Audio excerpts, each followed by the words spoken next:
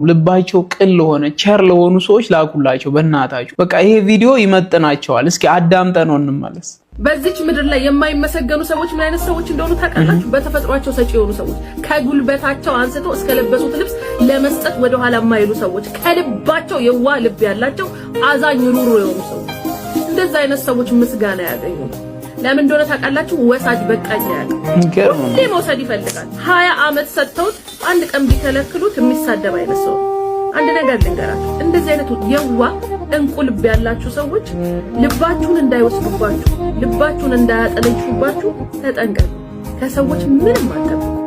ካረጋችሁ ደስ እንዲላችሁ ብቻ አይደለም፣ ዋጋችሁ ግን በምድር ሳይሆን በሰማይ። በቃ እኔ በእቺን መጨረሻ ላይ የተናገረችው ነገር በቃ ገዢ ነው። ዋጋችሁ በምድር ሳይሆን በሰማይ ነው። እንዲህ አይነት ሰዎች ማለት ነው በምድር ላይ አይደለም ዋጋችሁ። በምድር ላይ ይሰደባሉ፣ ይተቻሉ፣ ይወቀሳሉ፣ ሁሌ እንደ ሌባ ይታያሉ።